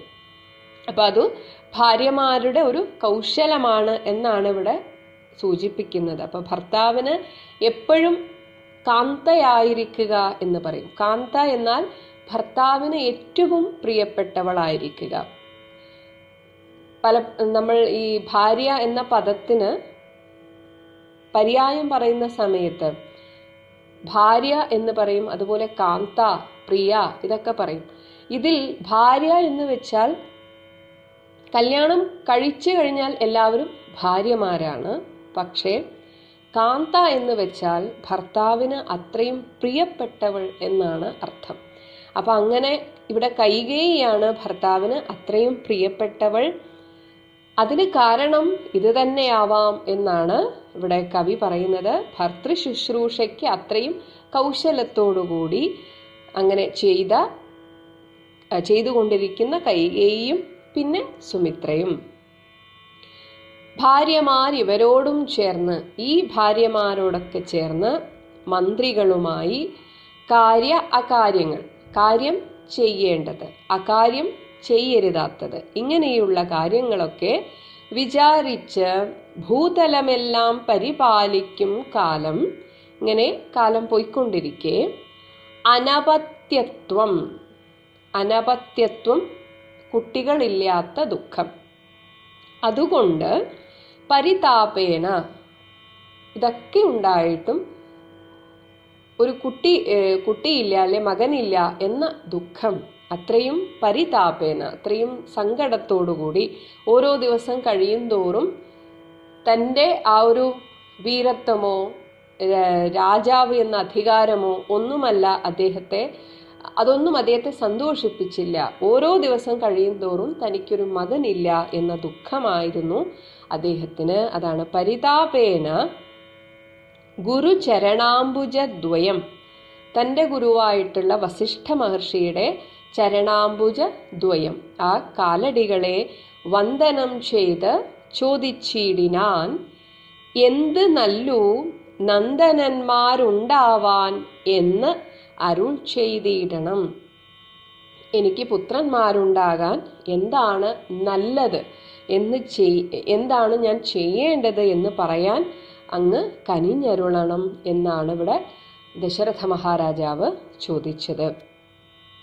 അപ്പൊ ഇവിടെ മൂലഗ്രന്ഥമായ വാൽമീകി രാമായണത്തിൽ ദശരഥ മഹാരാജാവ് തന്നെ സ്വയം ഒരു നിശ്ചയം എടുക്കുന്നതായിട്ടാണ് പറയുന്നത്. അതായത് അശ്വമേധയാഗം, പുത്രന്മാരുണ്ടാവാനായിട്ട് അശ്വമേധയാഗം നടത്താം എന്ന് ദശരഥ മഹാരാജാവ് തന്നെ പറയുന്നതായിട്ടാണ് വാൽമീകി രാമായണത്തിൽ കാണുന്നത്. എന്നാൽ ഇവിടെ വസിഷ്ഠനോട് ചോദിച്ചതായിട്ടാണ് എഴുത്തച്ഛൻ പറയുന്നത്. ഇങ്ങനെയുള്ള പല വ്യത്യാസങ്ങളും നമുക്ക് മൂലകൃതിയിൽ നിന്ന് വ്യത്യാസമായിട്ട് അധ്യാത്മ രാമായണത്തിൽ കാണാം. അപ്പോൾ ഇവിടെ ദശരഥ മഹാരാജാവ് പറയുകയാണ് വസിഷ്ഠ മഹർഷിയോട്, പുത്രന്മാരില്ലായികയാൽ എനിക്ക് രാജ്യാദി സമ്പത്ത് സർവവും ദുഃഖപ്രദമെന്നറിഞ്ഞാലും, അപ്പൊ ഇതൊക്കെ ഉണ്ട് എന്ന് രാജാവ് തന്നെ സമ്മതിക്കുന്നു. എനിക്ക് രാജ്യമുണ്ട്, സർവസമ്പത്തുണ്ട്, എല്ലാ സുഖങ്ങളും എനിക്കുണ്ട്. എന്നാൽ പോലും പുത്രന്മാരില്ല എന്നത് എനിക്ക് അത്രയധികം ദുഃഖത്തെ ഉണ്ടാക്കുന്നു. അപ്പൊ ഈ രാമായണത്തിലെയും ഇതിഹാസങ്ങൾ, മഹാഭാരതം, മറ്റുള്ള പുരാണങ്ങൾ, ഇതിലൊക്കെ പല കഥാപാത്രങ്ങളും നമ്മുടെ സ്വഭാവമൊക്കെ ആയിട്ട് താരതമ്യം ഉണ്ടാകും. അപ്പോൾ ഇവിടെ ദശരഥനെ പോലെ ഉള്ള ഒരുപാട് ആളുകളെ നമുക്ക് കാണാം. എന്ത് ഉണ്ട് എന്നല്ല ചിന്തിക്കുക, എന്തെനിക്കില്ല എന്ന് ചിന്തിച്ചിട്ട് അതിനെക്കുറിച്ച് ദുഃഖിക്കുകയും അത് തന്നെ എപ്പോഴും തനിക്ക് അതിനുള്ള ഭാഗ്യമില്ലല്ലോ എന്ന് മാത്രം ചിന്തിക്കുന്നവരുണ്ട്. അപ്പോൾ അങ്ങനെയുള്ളവർ ഈ ദശരഥന്റെ ആ ഒരു സ്വഭാവത്തോട് താരതമ്യപ്പെടുത്താവുന്നതാണ്. അതായത് പണമില്ലാത്തവർ തനിക്ക് പണമില്ലല്ലോ എന്ന് ചിന്തിക്കും. ഒരു പക്ഷെ അവർക്ക് യാതൊരുവിധ അസുഖങ്ങളോ പ്രശ്നങ്ങളോ അങ്ങനെയുള്ള ഒന്നും ഉണ്ടാവില്ല. അത്യാവശ്യം ജീവിച്ചു പോകാനുള്ള വകയുണ്ടാകും. എന്നാലും അവരുടെ ആഗ്രഹങ്ങൾക്കനുസരിച്ചുള്ള സമ്പാദ്യം ഇല്ല എന്നതായിരിക്കും അവരുടെ ദുഃഖം. എന്നാൽ സമ്പാദ്യമുള്ള ഒരാൾക്ക് ഒരു പക്ഷേ ആരോഗ്യം, എന്തെങ്കിലുമൊക്കെ അസുഖം വന്നെങ്കിൽ അപ്പോൾ ചിന്തിക്കുക, ആരോഗ്യമാണ് ഏറ്റവും വലുത്, മനുഷ്യന് എപ്പോഴും വേണ്ടത് ആരോഗ്യമാണെന്ന് അവർ ചിന്തിക്കും. ഇനി ഇത് രണ്ടും ഉള്ളവർക്ക് ഇതുപോലെ കുട്ടികളില്ല എങ്കിൽ അവർ ചിന്തിക്കുന്നത്, ഞങ്ങൾക്കിതൊക്കെ ഉണ്ടായിട്ട് എന്താ കാര്യം, ഒരു കുട്ടിയില്ലല്ലോ എന്നതായിരിക്കും അവരുടെ സങ്കടം. ഇനി ഈ ലോകത്ത് നമ്മൾ ശ്രദ്ധിച്ചു നോക്കിയാൽ മനസ്സിലാവും, ഈ അതിപ്രശസ്തരായ ആളുകളെ സംബന്ധിച്ച് അവർ ആഗ്രഹിക്കുന്നത് ഒരു സാധാരണക്കാരനെ പോലെ എനിക്ക് ജീവിക്കാൻ സാധിക്കുന്നില്ലല്ലോ, അത് നഷ്ടപ്പെട്ടു എന്നതാണ് അവരുടെ ദുഃഖം. ഇനി ഒരു സാധാരണക്കാരൻ്റെ ഒരു ആഗ്രഹം എന്ന് പറയുന്നത് പ്രശസ്തിയും ആ ഒരു ആളുകൾ തിരിച്ചറിയപ്പെടുന്ന ഒരു തലത്തിലേക്ക് ഞാൻ എത്തുന്നില്ലല്ലോ എന്നതായിരിക്കും അവരുടെ സങ്കടം. ഇങ്ങനെ ഒരുപാട് പേരെ നമുക്ക് ചുറ്റും കാണാം. നമുക്ക് ഉള്ളതിനെ കാണാതെ, അതിനെ കാണാനുള്ള കണ്ണില്ലാതെ, അതിൽ സംതൃപ്തി അടയാതെ എനിക്കെന്തില്ലയോ അതിനെക്കുറിച്ച് ചിന്തിച്ച് ദുഃഖിക്കുക. അപ്പം അങ്ങനെയുള്ളവരുടെ ഒരു പ്രതിനിധിയാണ് ദശരഥ മഹാരാജാവ്. അപ്പോൾ ഇത്രയും വലിയ ബലവാനും സുന്ദരനും രാജ്യം, അധികാരം, സമ്പത്ത് എല്ലാം ഉണ്ടായിട്ടും എനിക്ക് മക്കളില്ല എന്നതായിരുന്നു അദ്ദേഹത്തിൻ്റെ ദുഃഖം. എന്നാൽ രാമായണം അറിയാവുന്ന നമുക്കൊക്കെ അറിയാം അങ്ങനെ ഒരു ആഗ്രഹം സാധിച്ചപ്പോൾ എന്താണ് സംഭവിച്ചത് എന്ന്.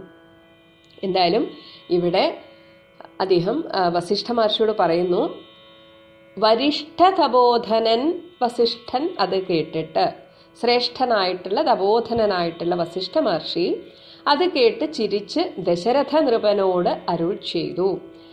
ഇപ്പോൾ വസിഷ്ഠ മഹർഷി പറയുകയാണ്, നിനക്ക് 4 പുത്രന്മാരുണ്ടായി വരും, അത് നിനച്ച് ഖേദിക്കേണ്ട മനസ്സി നരപതേ. നിനക്ക് 4 മക്കൾ ഉണ്ടായി വരുമെന്നത് അത് വിധി വിഹിതമാണ്, അത് ദൈവനിശ്ചയമാണ്.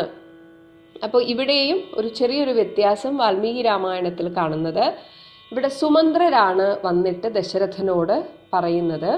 അതായത് ഞാൻ ഇങ്ങനെ ദേവസദസ്സിൽ വെച്ച് സനക മഹർഷി പറഞ്ഞതായിട്ട് ഞാൻ കേട്ടു, അങ്ങേക്ക് 4 പുത്രന്മാരുണ്ടായി വരും എന്ന്. ഇങ്ങനെയൊരു ഇത് സുമന്ത്ര പറയുന്നതായിട്ട്, മന്ത്രിയായിട്ടുള്ള സുമന്ത്ര പറയുന്നതായിട്ടാണ് വാൽമീകി രാമായണത്തിൽ കാണുന്നത്.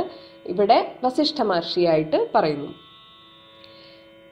ഇങ്ങനെ ഈ അശ്വമേധയാഗത്തിനിടയിൽ തന്നെ പുത്രനുണ്ടാവാനുള്ള ഒരു പ്രത്യേക യാഗം നടത്തണം എന്നാണ് ഇവിടെ വസിഷ്ഠ മഹർഷിയും മറ്റുള്ള പുരോഹിതന്മാരൊക്കെ അഭിപ്രായപ്പെട്ടത്. അതിന് ഏറ്റവും യോഗ്യനായിട്ടുള്ള ആൾ ഋഷ്യശൃംഗനാണ്. അതാണ് പറയുന്നത്, വൈകാതെ വരുത്തണം ഋഷ്യശൃംഗനെ ഇപ്പോൾ. അദ്ദേഹമാണ് പുത്രകാമേഷ്ടി എന്ന ആ ഒരു പ്രധാനപ്പെട്ട ഒരു പ്രത്യേകമായ യാഗം നടത്താൻ ഏറ്റവും യോഗ്യനായിട്ടുള്ളത്. അങ്ങനെ വരുത്തുക, അത് ചെയ്യുക നീ ഗുണനിധേ. എല്ലാ ഗുണത്തിനും അധിപതിയായിട്ടുള്ള അല്ലയോ ദശരഥ മഹാരാജാവേ, പുത്രകാമേഷ്ടി കർമ്മം അത് ചെയ്യാൻ വൈകാതെ ഋഷ്യശൃംഗനെ വരുത്തുക.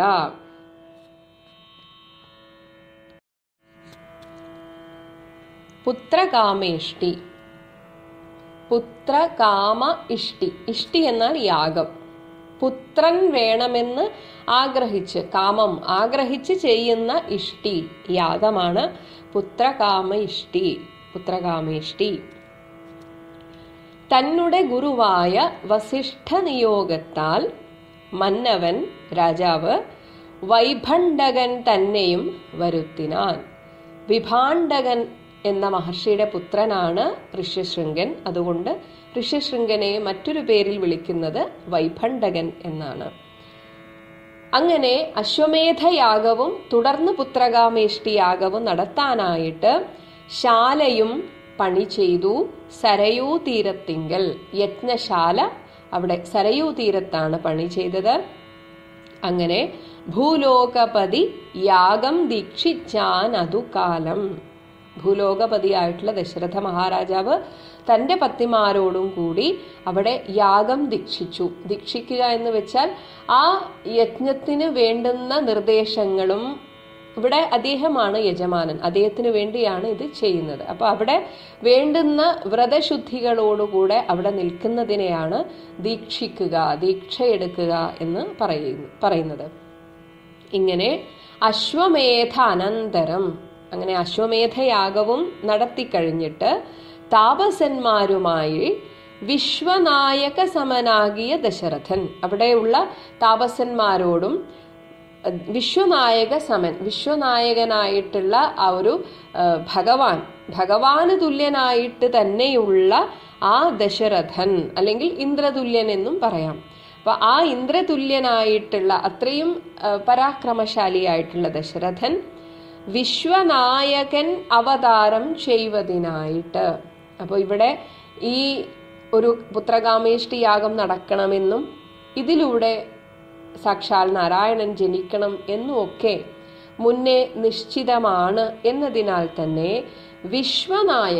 വിശ്വനായകനായിട്ടുള്ള ആ ഭഗവാൻ അവതാരം ചെയ്യുവാനായിട്ട് വിശ്വാസഭക്തിയോടും പുത്രകാമേഷ്ടി കർമ്മം ഋഷ്യശൃംഗനാൽ ചെയ്യപ്പെട്ടോരാഹൂതിയാലേ, ഇങ്ങനെ വിശ്വാസത്തോടെ വളരെയധികം ഭക്തിയോടുകൂടെ ആ പുത്രകാമേഷ്ടി കർമ്മം ഋഷ്യശൃംഗനാൽ ചെയ്യപ്പെട്ടു. ആ ചെയ്യപ്പെടുമ്പോൾ ഈ യജ്ഞം ചെയ്യുക എന്ന് പറഞ്ഞാൽ ആ ഒരു യജ്ഞകുണ്ഡത്തിലേക്ക് പല സാമഗ്രികൾ, യജ്ഞസാമഗ്രികൾ ആഹൂതി ചെയ്യുക, സമർപ്പിക്കുക എന്നാണ്. അപ്പോൾ അങ്ങനെ ആഹൂതി ചെയ്യുമ്പോൾ അത് സ്വീകരിക്കാൻ വിശ്വദേവതാഗണം, ഈ ലോകത്തിലെ എല്ലാ ദേവീദേവന്മാരും ആ യജ്ഞശാലയ്ക്ക് ചുറ്റും അദൃശ്യരായിട്ട് ഉണ്ടാകും എന്നാണ് പറയപ്പെടുന്നത്. അങ്ങനെയുള്ള വിശ്വദേവതാഗണം ഈ ആഹൂതി ഭക്ഷിച്ചിട്ട് സ്വീകരിച്ചിട്ട് തൃപ്തരായതു നേരം, അങ്ങനെ അവരൊക്കെ വളരെ തൃപ്തിയായി. അങ്ങനെ അവരും കൂടെ തൃപ്തി അടഞ്ഞപ്പോൾ ഹേമപാത്രസ്ഥമായ, ഹേമപാത്രം സ്വർണപാത്രം, ആ പാത്രത്തിൽ പാത്രസ്ഥം എന്നാൽ പാത്രത്തിൽ നിറച്ച പാത്രസ്ഥമായ പായസത്തോടും കൂടി ആ ഹോമകുണ്ഡത്തിൽ നിന്ന് പൊങ്ങിനാൻ വന്യദേവൻ. അങ്ങനെ അഗ്നിദേവൻ ഈ ദേവന്മാരുടെ ഒക്കെ അനുഗ്രഹം സിദ്ധിച്ച ആ ഒരു ദിവ്യമായ പായസവുമായിട്ട് ഹോമകുണ്ഡത്തിൽ നിന്ന് വന്യദേവൻ പുറത്തേക്ക് വന്നു. എന്നിട്ട് ദശരഥ മഹാരാജാവിനോട് പറയുന്നു, താവകം പുത്രീയം ഈ പായസം, അല്ലയോ മഹാരാജാവേ, താവകം അങ്ങയുടെ അല്ലെങ്കിൽ അങ്ങയ്ക്ക് പുത്രീയം പുത്രന്മാർ ജനിക്കാനായി കൊണ്ടുള്ള ഈ പായസം കൈക്കൊള്ളുക നീ, ദേവനിർമ്മിതം, ഇത് ദേവന്മാരാൽ നിർമ്മിക്കപ്പെട്ടതാണ്, അതായത് അവരുടെ ഒരു അനുഗ്രഹം ആവോളമുള്ളതാണ് ഈ പായസം എന്ന് പറഞ്ഞ് പാവകനും അഗ്നിദേവനും ഭൂപതി പ്രവരന് കൊടുത്തു മറഞ്ഞിതു. അങ്ങനെ ആ ദശരഥന്റെ കയ്യിൽ ആ പായസം, ആ പാത്രമടക്കം കൊടുത്തിട്ട് അഗ്നിദേവൻ ആ അഗ്നിയിൽ തന്നെ മറഞ്ഞു. താപസാജ്ഞയാ പരിഗ്രഹിച്ചു നൃപതിയും, അങ്ങനെ താപസ ശ്രേഷ്ഠന്മാരൊക്കെ അനുമതി കൊടുത്തു, അത് സ്വീകരിക്കാനുള്ള അനുമതി കൊടുത്തു. അതിനെ സസന്തോഷം പരിഗ്രഹിച്ചു, സ്വീകരിച്ചു നൃപതിയും, രാജാവ് അത് സ്വീകരിച്ചു. അതിനുശേഷം ദക്ഷിണ ചെയ്ത് നമസ്കരിച്ചു ഭക്തിപൂർവം ദക്ഷനാം ദശരഥൻ. അപ്പോൾ യാഗമൊക്കെ കഴിഞ്ഞു, അശ്വമേധ യാഗവും കഴിഞ്ഞു, അതിൻ്റെ പുറകെ തന്നെ പുത്രകാമേഷ്ടി യാഗവും നടന്നു. ഇതൊക്കെ കഴിഞ്ഞു കഴിഞ്ഞാൽ ഇവിടെ യാഗം ചെയ്ത എല്ലാവർക്കും ദക്ഷിണ കൊടുക്കണം. അങ്ങനെ എല്ലാവരെയും ദക്ഷിണ ചെയ്ത് അവരെ നമസ്കരിച്ച് ഭക്തിപൂർവം നമസ്കരിച്ചിട്ട് പിന്നീട് ഇനി പായസം വിതരണം ചെയ്യണം. അതാണ് അവിടെ ദക്ഷൻ എന്ന് പറഞ്ഞത്. ദക്ഷൻ എന്ന് വെച്ചാൽ ബുദ്ധിമാനായിട്ടുള്ള ദശരഥൻ തൽക്ഷണം പ്രീതിയോടെ, വളരെയധികം ഒരു ആഹ്ലാദത്തോടെ, കാരണം എന്താഗ്രഹിച്ചാണോ ആ യാഗം നടത്തിയത് അതിൻ്റെ പരിസമാപ്തി ആഗ്രഹിച്ചതുപോലെ തന്നെ നടക്കും എന്നതിൻ്റെ ഒരു തെളിവായിട്ടാണ് ഇപ്പോൾ ഈ പായസം കിട്ടിയത്. അതിൻ്റെ ഒരു പ്രീതിയോടെ കൗസല്യാദേവിക്ക് അർത്ഥം കൊടുത്തു. കൗസല്യാദേവിയാണ് അംഗീകരിച്ച പട്ടമഹിഷി ആദ്യത്തെ. അപ്പൊ അതുകൊണ്ട് തന്നെ കൗസല്യാദേവിക്ക് അർത്ഥം ആ പായസത്തിന്റെ പകുതി കൊടുത്തു നൃപവരൻ. ഒപ്പം ഇവിടെ എഴുത്തച്ഛൻ പറയുന്നു, ശൈഥില്യാത്മന പാതി നൽകിനാൻ കൈകേയിക്കും. ശൈഥില്യാത്മന എന്നാൽ മനസ്സിൽ ചെറിയൊരു കുറ്റബോധത്തോടെ, അതാണ് ശിഥിലമായ മനസ്സോടുകൂടെ, മനസ്സിനൊരു പൂർണ്ണ തൃപ്തി ഇല്ല കൈകേയിക്ക് മാത്രം പകുതി കൊടുക്കാൻ. കാരണം ഒരു ഭാര്യ കൂടിയുണ്ട്, സുമിത്രയും കൂടിയുണ്ട്. അതാണ് അവിടെ രാജാവിന് ആ ഒരു സമയത്ത് ചെറിയൊരു സ്വാർത്ഥത ഉള്ളിൽ കയറി. കാരണം കൗസല്യാദേവിയെ എന്തായാലും അവഗണിക്കാൻ പറ്റില്ല, കാരണം ആദ്യത്തെ ഭാര്യയാണ്. അപ്പോൾ ഇവിടെ പ്രിയപ്പെട്ട ഭാര്യ എന്ന നിലയിലാണ് കൈകേയിക്ക് ബാക്കി പകുതിയും കൊടുക്കുന്നത്. അപ്പൊ തീർച്ചയായും മറ്റൊരു ഭാര്യയായ സുമിത്രയെ താൻ അവഗണിക്കുന്നല്ലോ എന്ന ഒരു വിഷമമായിരിക്കാം. അതാണ് ഇവിടെ എഴുത്തച്ഛൻ സൂചിപ്പിച്ചത്. പക്ഷെ ഇവിടെയും മൂലഗ്രന്ഥമായ വാൽമീകി രാമായണത്തിൽ നിന്നുള്ള ഒരു വ്യത്യാസമുണ്ട്. അവിടെ പറയുന്നത് ദശരഥ മഹാരാജാവ് തന്നെ ഈ 3 പേർക്കും തുല്യമായി വീതിച്ചു കൊടുത്തു എന്നാണ്. തുല്യമായി എന്ന് വെച്ചാൽ സുമിത്രക്ക് 2 കിട്ടുന്ന വിധത്തിൽ തന്നെ അങ്ങനെ വീതിച്ചു കൊടുത്തു എന്ന് പറയുന്നു. എന്നാൽ ഇവിടെ പറയുന്നത് അന്നേരം സുമിത്രയ്ക്ക് കൗസല്യാദേവി താനും തന്നുടെ പാതി കൊടുത്തിടിനാൾ മടിയാതെ. അപ്പോൾ സുമിത്രയെ ഭാര്യമാർ മറന്നില്ല. അപ്പൊ കൗസല്യാദേവി സസന്തോഷം തനിക്ക് കിട്ടിയ ആ പകുതിയിൽ നിന്ന് വീണ്ടും ഒരു പകുതി അത് സുമിത്രക്ക് കൊടുത്തു എന്നത് കണ്ട് പാതി കൊടുത്തു കൈകേയിയും. അപ്പൊ കൈകേയിയും തൻ്റെ പകുതി, കാരണം താനും അങ്ങനെ മോശമാവാൻ പാടില്ല എന്ന ചിന്തയുമാവാം, അല്ലെങ്കിൽ നല്ല രീതിയിലുമാവാം. എന്തായാലും കൈകേയിയും തൻ്റെ പകുതി സുമിത്രയ്ക്ക് കൊടുത്തു. ഇത് കണ്ടപ്പോൾ രാജാവിനും സന്തോഷമായി. കാരണം ഇത് എങ്ങനെ പരിഹരിക്കും എന്നറിയാത്തതായിരുന്നു നേരത്തെ ആ ഒരു ശിഥിലമായ മനസ്സോടുകൂടി എന്ന് പറഞ്ഞത്. പക്ഷേ ഭാര്യമാർ തന്നെ അതിന് നല്ലൊരു പരിഹാരം കണ്ടപ്പോൾ മന്നവൻ അത് കണ്ട് സന്തോഷം പൂണ്ടാനേറ്റം. അങ്ങനെ തത്പ്രജകൾക്ക് പരമാനന്ദം വരുമാറ് ഗർഭവും ധരിച്ചിതു മൂവരും അതു കാലം. അങ്ങനെ ആ രാജ്യത്തെ എല്ലാ പ്രജകൾക്കും സന്തോഷം നൽകിക്കൊണ്ട് ആ 3 പട്ടമഹിഷിമാരും 3 ഭാര്യമാരും ഗർഭം ധരിച്ചു എന്ന വാർത്ത എല്ലാവരും അറിഞ്ഞു. അപ്പോഴേ തുടങ്ങി ക്ഷോണീന്ദ്രനാം ദശരഥൻ വിപ്രേന്ദ്രന്മാരെയൊക്കെ വരുത്തിത്തുടങ്ങിനാൻ. ഇത് കേട്ടപ്പോൾ തന്നെ ആ ഒരു ക്ഷോണീന്ദ്രൻ ഭൂമിപതി, ഭൂമിയുടെ പതിയായിട്ടുള്ള ദശരഥൻ, രാജാവായിട്ടുള്ള ദശരഥൻ വിപ്രേന്ദ്രന്മാരെ, ബ്രാഹ്മണ ശ്രേഷ്ഠന്മാരെയൊക്കെ വരുത്തിത്തുടങ്ങിനാൻ. പിന്നീട് ഗർഭരക്ഷാർത്ഥം ജപഹോമാദി കർമ്മങ്ങളും ഉത്പലാക്ഷികൾക്ക് അനുവാസരം ക്രമത്താലേ. ഉത്പലാക്ഷികൾ സുന്ദരിമാർ എന്നർത്ഥം. സുന്ദരിമാരായിട്ടുള്ള ആ രാജ്ഞിമാർക്കായിട്ട് അവരുടെ ഗർഭരക്ഷാർത്ഥം അവിടെയുള്ള ഏറ്റവും ശ്രേഷ്ഠരായ ബ്രാഹ്മണരെ കൊണ്ട് തന്നെ ജപ ഹോമാദി കർമ്മങ്ങളൊക്കെ ചെയ്യിച്ചു. അങ്ങനെ ഗർഭചിഹ്നങ്ങളെല്ലാം വർദ്ധിച്ചു വരും തോറും, അങ്ങനെ ഓരോ മാസം കഴിയും തോറും ആ ഒരു ഗർഭിണിയുടേതായ എല്ലാ ചിഹ്നങ്ങളും ആ ഒരു ലക്ഷണങ്ങളും അത് മുഖപ്രസാദവും ഒക്കെ ആയിട്ട് അങ്ങനെ വർദ്ധിച്ചു വരും തോറും ഉൾപ്രേമം കൂടെ കൂടെ വർദ്ധിച്ചു നൃപേന്ദ്രനും. അപ്പോൾ സ്വാഭാവികമായും ആഗ്രഹിച്ച കാര്യങ്ങൾ നടന്നു കാണുമ്പോഴുണ്ടായ ആ ഒരു സന്തോഷത്താൽ ദശരഥന് തൻ്റെ ഭാര്യമാരോടുള്ള ആ ഒരു പ്രണയം വർദ്ധിച്ചുകൊണ്ടിരുന്നു. അത് ഏതുപോലെ എന്ന് പറയുന്നു, തൽ പ്രണയിനിമാർക്കുള്ള ആഭരണങ്ങൾ പോലെ, തൻ്റെ ഭാര്യമാർക്കുള്ള ഒരു അലങ്കാരമായിട്ട് ആ ദശരഥ മഹാരാജാവിൻ്റെ പ്രണയം അങ്ങനെയായി തീർന്നു എന്നാണ് പറയുന്നത്. ഇത് കൂടാതെ വിപ്രാതി പ്രജകൾക്കും ഭൂമിക്കും ദേവകൾക്കും അല്പമായി ചമഞ്ഞിതു സന്താപം ദിനം തോറും. ഇങ്ങനെ ആ ബ്രാഹ്മണ ശ്രേഷ്ഠന്മാർക്കും ഭൂമിദേവിക്കും ദേവകൾക്കും ഒക്കെ തന്നെ ആ അവതാരകാലം അടുക്കുന്നു എന്നറിഞ്ഞതുകൊണ്ട് തന്നെ അല്പമായി ചമഞ്ഞിതു, അവർക്ക് ഇതുവരെ ഉണ്ടായിരുന്ന അവരുടെ ദുഃഖമൊക്കെ കുറഞ്ഞു കുറഞ്ഞു വന്നു. അതാണ് അല്പമായി ചമഞ്ഞിതു സന്താപം ദിനം തോറും. അല്പഭാഷിണിമാർക്കും വർദ്ധിച്ചു തേജസ്സേറ്റം. അതേസമയം ഗർഭിണികളായ ആ രാജ്ഞിമാർക്കാവട്ടെ ഓരോ ദിവസം കഴിയും തോറും അവരുടെ തേജസ് കൂടി വരികയാണ്. കാരണം വരാൻ പോകുന്നത് സാക്ഷാൽ നാരായണനും ആ നാരായണന്റെ കൂടെ തന്നെയുള്ള അനന്തനും മറ്റ് ഗദാശംഖ അങ്ങനെയൊക്കെ ആയിട്ടാണ് അവരൊക്കെ അവതരിക്കുന്നത് എന്നാണ് പറയുന്നത്. അപ്പോൾ തീർച്ചയായും ഭഗവാന്റെ തന്നെ അംശാവതാരങ്ങളായിട്ടാണ് ഈ 4 പേരും വരാൻ പോകുന്നത്.